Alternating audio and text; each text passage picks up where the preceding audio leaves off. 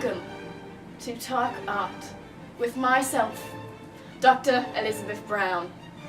Today we will be discussing American Pictorialism and Regionalism with our house artist, Sarah.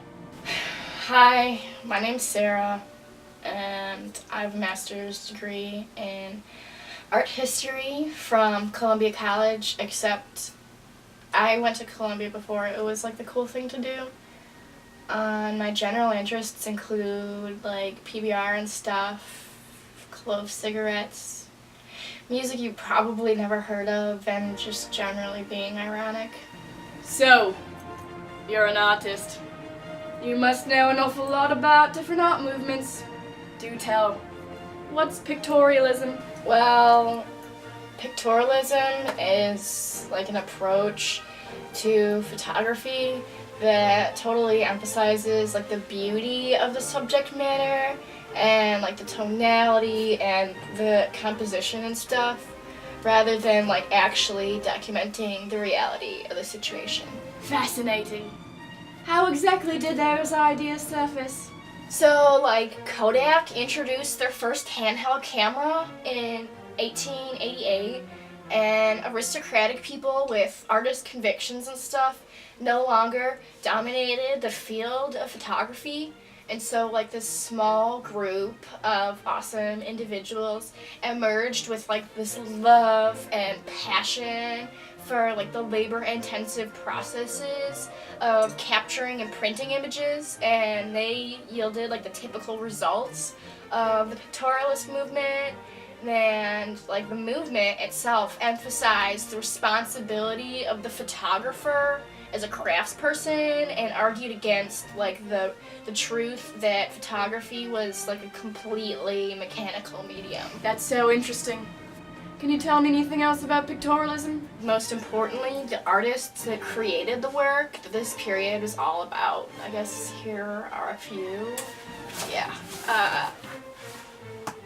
Alfred Stieglitz was probably the most prominent photographer in America at the time, and he and a few other people who were members of this New York camera club broke away from like the mainstream norms and stuff and totally created their own society that they labeled the Photo Secession, and the group held exhibitions of their own work in a space they called the Little Galleries of the Photo Secession. Yeah, like other pictorialist artists include Adolf de Meyer and I guess Alvin Langdon Colburn, and Gertrude Caspar, and I guess Frank Eugene too. How captivating all those images are, and what visionaries those artists were. But now, I've got some questions about another turn-of-the-century art movement, regionalism. What's that art movement all about? Regionalism was a realist modern art movement where artists rejected the city and quickly emerging technology of the 20th century and focused on scenes of rural life.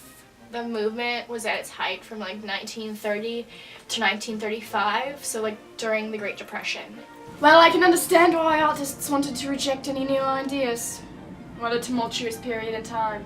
Yeah, exactly. That's why regionalist art was so appreciated. It portrayed like reassuring images of the American heartland, and it bridged the gap completely, like between abstract art and academic, like realist art.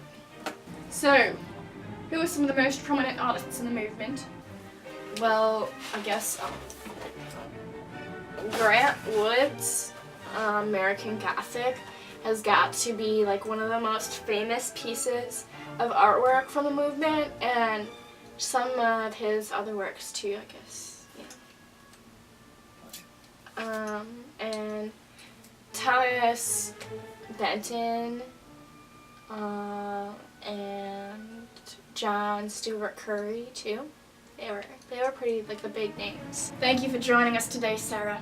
Oh yeah, like no problem whatsoever. Like I'm just really glad that this is going on like a local access channel because I totally support that, and like none of that corporate like NBC bullshit that the world has got going on right now. That's too mainstream. And thank you, audience, for joining us in this week's installment of Talk Art, American Regionalism and Pictorialism. Join us next week for the Rococo movement. Stagehand, give me some water. Oh, this blazer doesn't breathe. Oh, these clothes.